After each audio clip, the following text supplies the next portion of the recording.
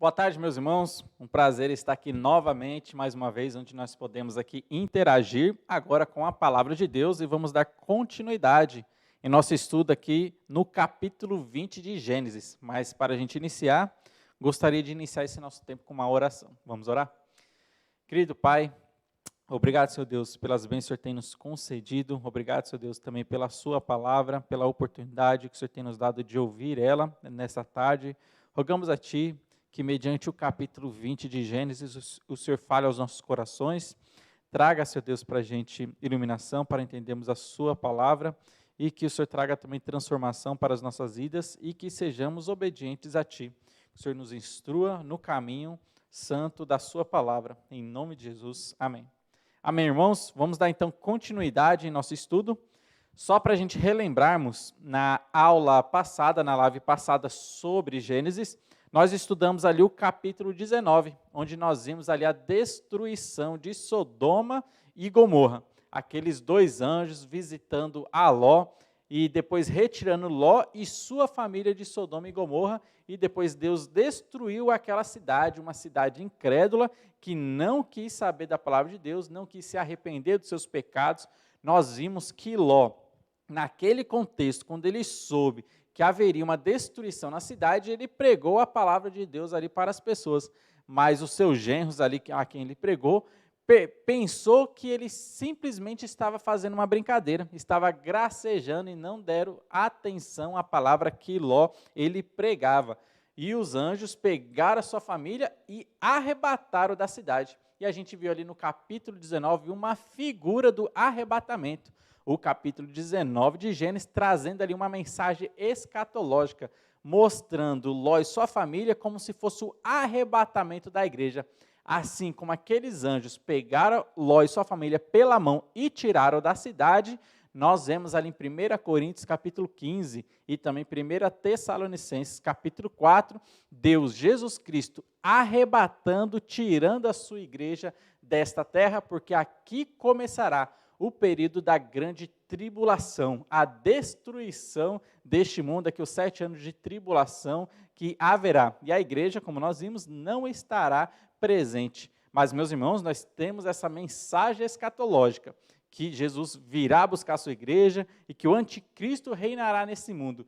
Com essa mensagem escatológica, nós temos uma responsabilidade de pregar, assim como Ló fez, para este mundo, avisando as pessoas sobre esse terrível período que virá aqui na terra e a salvação em Jesus Cristo, para que elas possam crer e não morrerem e irem para o inferno, mas que elas possam crer em Jesus Cristo e ganharem assim a vida eterna.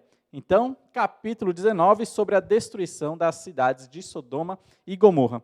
Agora aqui no capítulo 20, nós adentraremos então aqui neste capítulo, e eu gostaria, meus irmãos, de destacar apenas 2 pontos nesse capítulo aqui, no capítulo 20. O primeiro ponto que eu quero destacar é quando o crente é reprovado por este mundo. Então nós vamos trabalhar um pouco nisso e perceber o que o capítulo 20 ele fala sobre isso, quando o crente ele é reprovado aqui neste mundo. E o segundo ponto deste nosso estudo, eu gostaria de mostrar aqui uma figura de Israel, que é demonstrada aqui no capítulo 20, uma figura de Israel e a sua incredulidade. E quais são os efeitos disso para a nossa vida. Então nós veremos esses 2 pontos aqui. O primeiro, meus irmãos, aqui no capítulo 20, como eu mencionei, é quando o crente ele é reprovado por este mundo. É quando o crente ele cai em pecado escandaloso. Um pecado que nem no mundo você ouviu dizer sobre isso. Um pecado escandaloso que faz o crente perder até o seu bom testemunho, perder o seu testemunho, e até o mundo reprova essa ação desse cristão que caiu num pecado escandaloso. E olhando aqui para a vida de Abraão, nós veremos que ele caiu neste pecado escandaloso.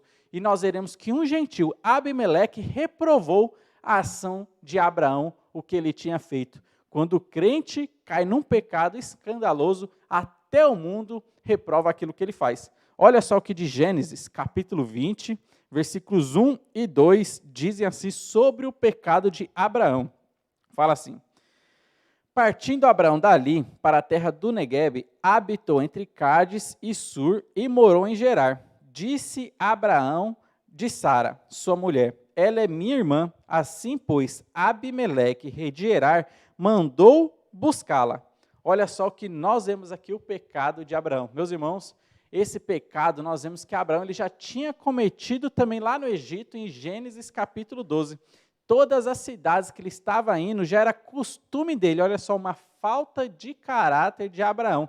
Ele sempre colocava a sua esposa à disposição das outras pessoas, porque ele tinha medo de sofrer, porque ele tinha medo das outras pessoas matarem ele por causa da beleza de Sara. Então ele sempre combinava isso com ela, olha, onde a gente for, onde a gente passar, diga que você é minha irmã, assim eles não me matarão, me deixarão com vida e deixarão também você com vida. Mas se você disser que você é minha esposa, o que eles vão fazer? Vão me matar para possuir a você. E aqui nós temos uma falha de caráter de Abraão. Meus irmãos, depois logo disso, Deus falou com Abimeleque, o texto vai discorrer sobre isso, nessa narrativa nós vemos isso. Deus ele fala com Abimeleque, reprova Abimeleque, repreende e impede que Abimeleque possua a esposa de Abraão.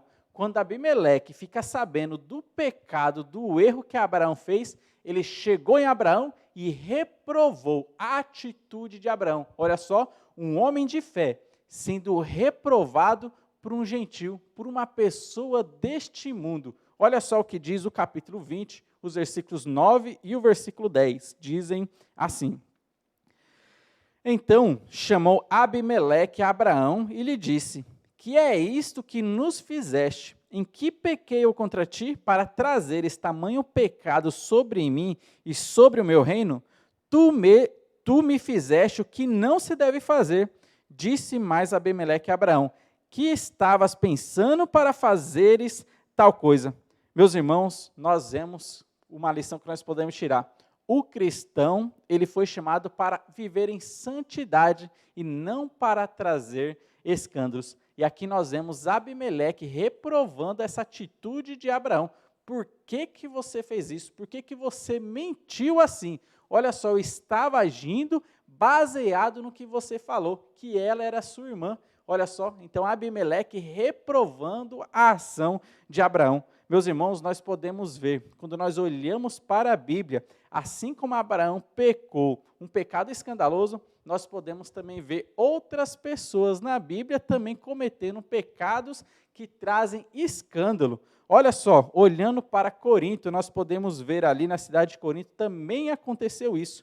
Um jovem ali possuindo, deitando-se ali sexualmente com a mulher de seu pai, cometendo um pecado na igreja de Corinto. E olha só o que diz ali em 1 Coríntios capítulo 1, versículo 5, Paulo reprovando essa ação, e ele compara esse pecado que aconteceu na igreja com o mundo, que nem no mundo acontecem essas coisas. Olha só o que diz 1 Coríntios capítulo 5, versículo 1, diz assim: Geralmente, se ouve que há entre vós imoralidade, e imoralidade tal como nem mesmo entre os gentios, isto é, de haver quem se atreva a possuir a mulher do seu próprio pai. Olha só, esse cristão também da cidade de Corinto, da igreja de Corinto, cometendo um pecado escandaloso. Meus irmãos, que coisa triste é um cristão quando ele cai em pecados escandalosos. O resultado sempre é o mesmo.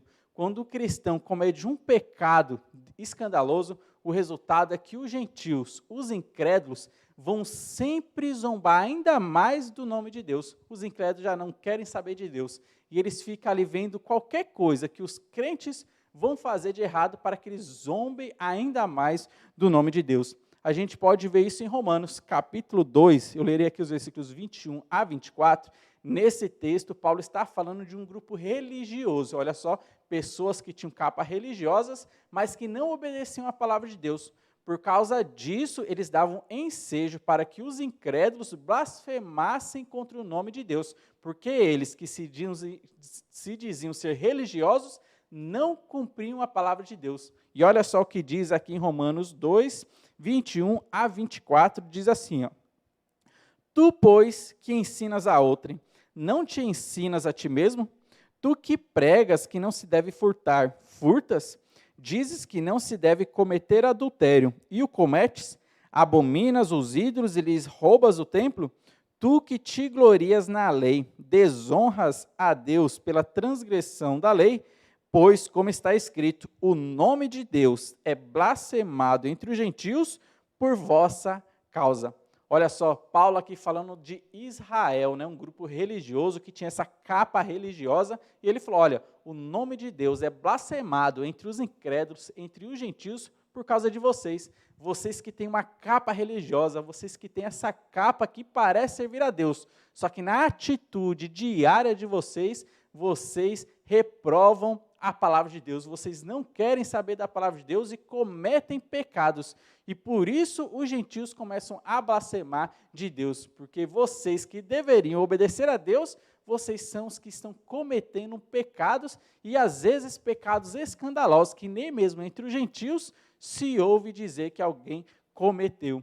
Olhando também para a Bíblia, nós podemos lembrar daquele pecado de Davi, aquele famoso pecado, aquele famoso erro dele, que ele cometeu ali com Betseba, se deitando com ela, e depois matando o marido dela, Urias.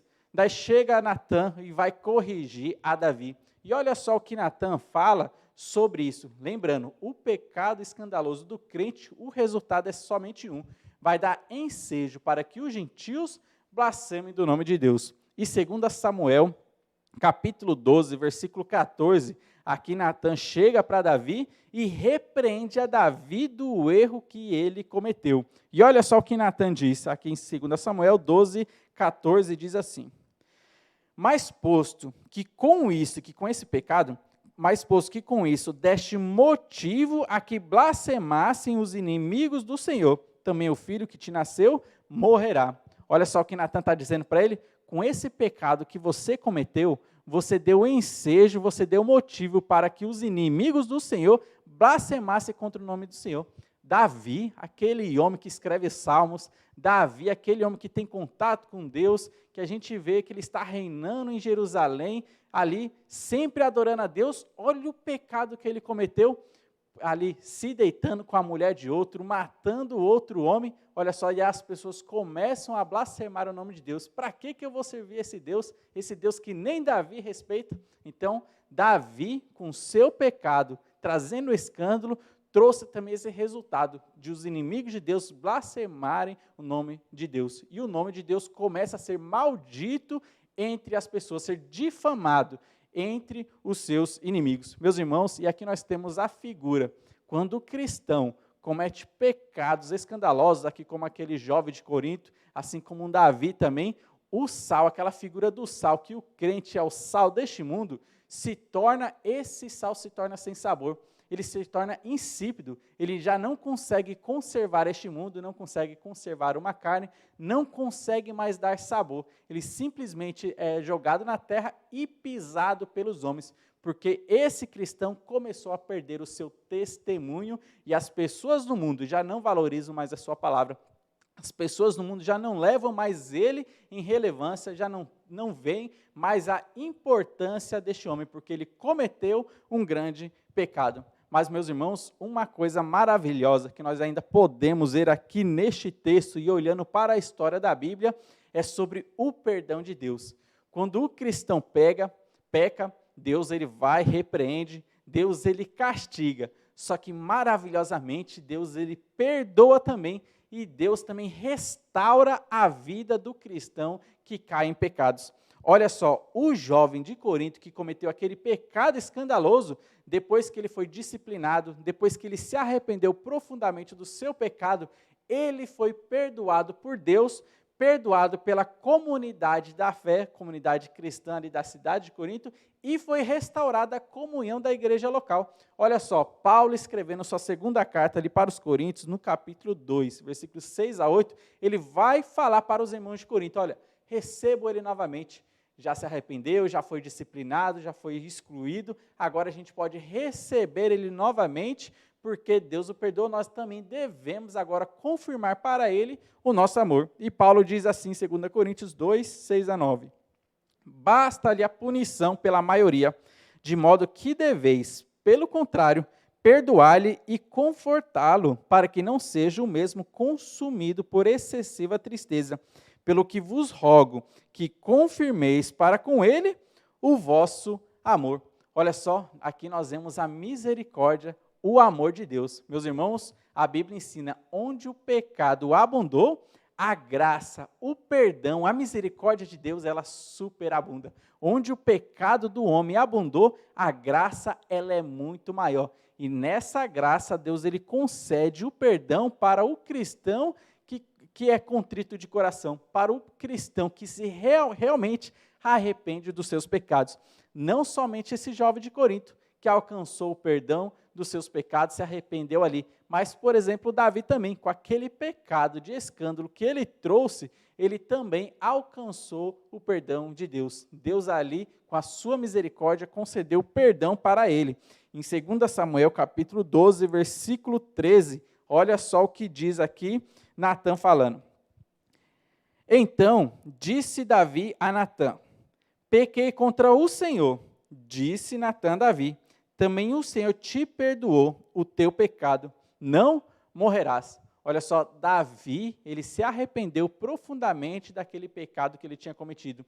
E foi nessa situação que ele escreveu, por exemplo, ali o Salmo capítulo 51, um salmo que mostra o arrependimento de Davi. E o que Natã falou? O Senhor também te perdoou. O pecado de Davi foi grande. Cometeu adultério, matou um homem, mas Deus perdoou o pecado. O seu pecado foi grande, mas o perdão, meus irmãos, e a misericórdia de Deus para com as nossas vidas é maior do que os nossos pecados. Na história também, nós vemos que Deus ele também perdoou, não apenas o jovem ali de Corinto, não apenas a Davi pelos pecados que ele cometeu, mas perdoou totalmente uma nação pelo pecado que cometeu, porque não quiseram entrar na terra de Canaã. Ali em Números, capítulo 13, nós vemos a história do povo de Israel não querendo entrar na terra de Canaã e Deus dá um castigo para eles. Olha, então voltem para o deserto e andem 40 anos lá.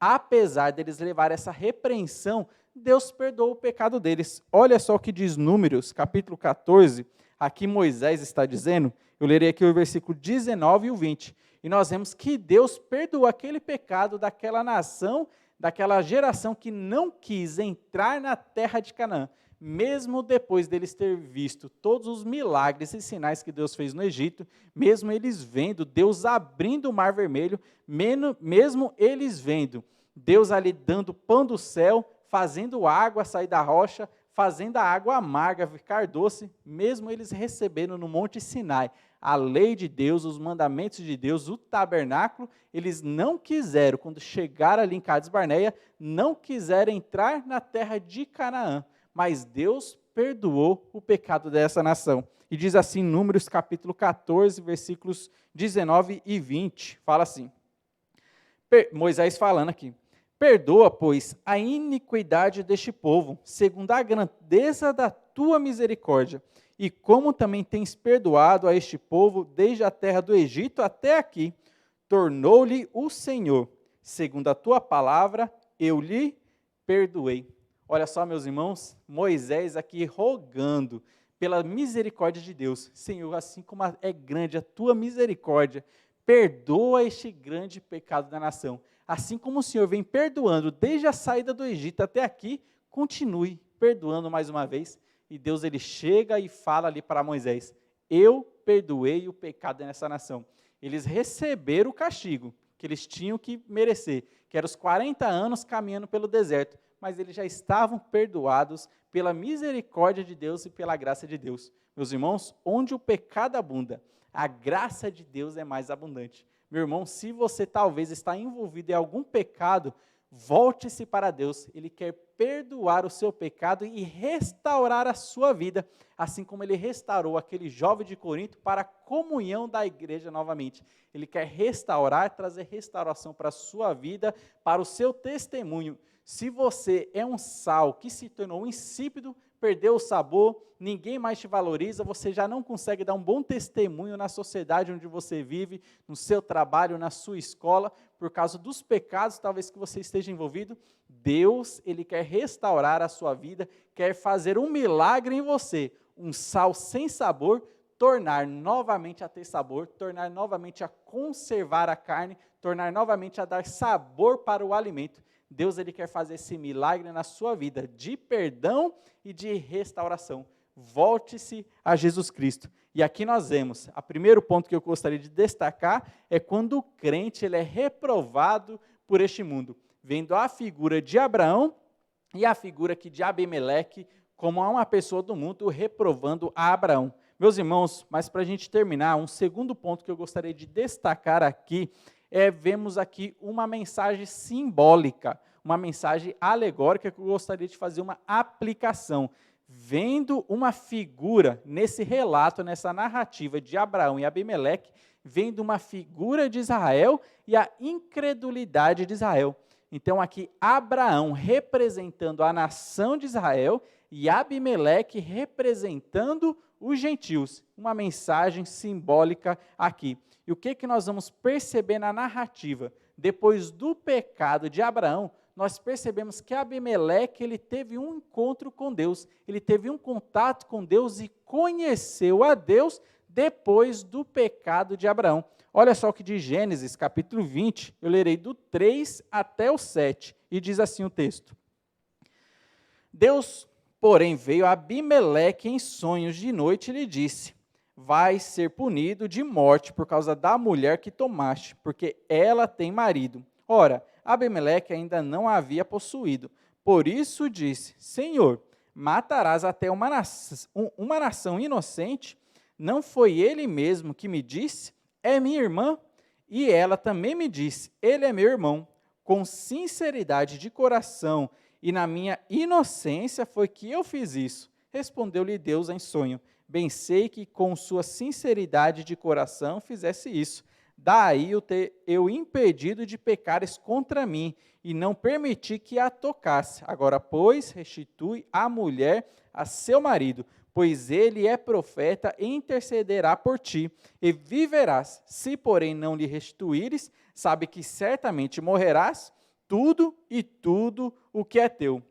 Meus irmãos, aqui nós vemos que assim como Abraão pecou, e com isso deu ensejo para que Abimeleque ele depois conhecesse a Deus, nós vemos também que a nação, olha só, uma aplicação simbólica, a nação de Israel também pecou e com isso os gentios começaram também a conhecer a Deus. A nação de Israel pecou quando rejeitaram Jesus Cristo. Jesus veio para o que eram os seus, mas os seus não o receberam. E com a rejeição que Israel teve a respeito de Jesus Cristo, a salvação também chegou aos gentios. Mas a todos quantos o receberam, deu-lhes o poder de se tornarem feitos filhos de Deus, a saber, aos que creem no seu nome. Assim como Abraão pecou e depois Abimeleque conheceu a Deus, assim também a nação de Israel pecou e os gentios começaram também a conhecer mais a Deus. Só que depois, olhando para essa figura, meus irmãos,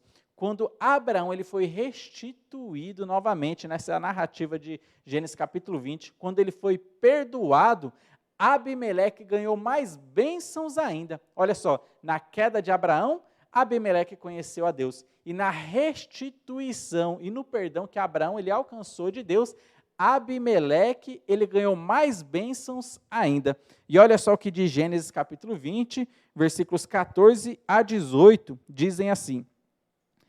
Então, Abimeleque tomou ovelhas e bois e servos e servas e os deu a Abraão e lhe restituiu a Sara, sua mulher. Disse Abimeleque, a minha terra está diante de ti, habita onde melhor te aparecer. E a Sara disse, dei 1000 siclos de prata a teu irmão. Será isto compensação por tudo quanto se deu contigo, e perante todos estás justificada. E orando, Abraão sarou Deus Abimeleque, sua mulher e suas servas, de sorte que elas pudessem ter filhos, porque o Senhor havia tornado estéreis todas as mulheres da casa de Abimeleque, por causa de Sara, mulher de Abraão. Então aqui nós vemos esta figura onde eu estou trazendo essa aplicação. Na queda de Abraão, Abimeleque conheceu a Deus. Na restituição de Abraão, Abimeleque ganhou bênçãos de Deus. Toda a sua casa foi abençoada e toda a maldição que havia sobre eles foi tirada por causa da restituição de Abraão. Meus irmãos, olhando para a nação de Israel também, quando Israel pecou contra Deus, rejeitando a Jesus Cristo, os gentios conheceram a Deus. Na queda de Israel, os gentios ouviram da salvação. Meus irmãos, mas a palavra de Deus fala sobre a restituição dessa nação à nação de Israel, que ainda não aconteceu. Mas olha só, se na queda de Israel houve salvação para os gentios, quanto mais será na restituição dessa nação. Na queda de Abraão, houve ali a salvação para Abimeleque e sua família. E na restituição de Abraão, houve mais bênçãos ainda na família de Abimeleque. Assim será com a nação de Israel. Olha só o que a palavra de Deus diz em Romanos, capítulo 11. Eu lerei o versículo 12 e o versículo 15, que fala sobre isso. Se na queda de Israel já houve salvação para os gentios, imagine como será na restituição dessa nação. Meus irmãos, Israel será restituído no seu posto central, aqui nesse governo mundial, no milênio, quando Jesus Cristo voltar após a tribulação, porque durante a tribulação os israelitas se converterão a Deus, e no milênio eles serão restituídos em seus postos. E diz assim Romanos 11, 12. Ora, se a transgressão deles redundou em riqueza para o mundo, e o seu abatimento em riqueza para os gentios, quanto mais a sua plenitude. Se a queda de Israel já trouxe salvação para os gentios, imagine quanto será quando a nação for convertida, quando eles chegarem à plenitude, quando eles forem restituídos como povo de Deus novamente. E o versículo 15 também diz: porque se o fato de terem sido eles rejeitados trouxe reconciliação ao mundo, que será o seu restabelecimento, senão vida dentre os mortos? Olha só o que Paulo está dizendo aqui. Se o fato de Israel ser rejeitado por Deus temporariamente já trouxe a reconciliação dos gentios para com Deus, imagine como será a salvação de Israel. Quantas bênçãos não trará para um mundo inteiro. Assim como Abraão, na queda de Abraão, Abimeleque conheceu a Deus, na queda de Israel, os gentios também conheceram a Deus. Na restituição de Abraão, houve bênçãos para Abimeleque e sua família. Na restituição da nação de Israel, o mundo será também grandemente abençoado através desta nação, representada aqui nessa narrativa pela vida de Abraão. Meus irmãos, então esta mensagem fica: um dia a nação de Israel será restituída em seu posto. E nesse capítulo 20, nós vemos esses dois pontos. Quando o crente ele é reprovado pelo mundo, e uma figura que nós vimos aqui da nação de Israel, representada aqui por Abraão e Abimeleque, mostrando aos gentios. Que Deus esteja aplicando a sua palavra em nossos corações. Vamos orar? Querido Pai, obrigado, Senhor Deus, pela sua palavra que o Senhor tem nos dado, obrigado pelos ensinamentos onde nós podemos aprender aqui no capítulo 20 de Gênesis. Que o Senhor esteja aplicando sua palavra em nossos corações, nos orientando, Senhor Deus, para que possamos, Senhor Deus, não andar em reprovação diante deste mundo, mas andar em santificação, agradando sempre ao Senhor, pois para a santidade que o Senhor nos chamou. Não nos deixe, Senhor Deus, sermos sals sem sabor, mas que o Senhor restaure o sabor do sal, daqueles que já perderam, Senhor Deus, este sabor. Restaure a vida dos cristãos que estão andando em pecados, para que eles possam ser perdoados, para que eles possam se arrepender dos seus pecados e voltarem à comunhão da igreja. Obrigado, Senhor Deus, pela sua palavra. Em nome de Jesus, amém. Amém, meus irmãos? Que Deus esteja abençoando a vida de cada um e continue nos acompanhando em nossos próximos estudos.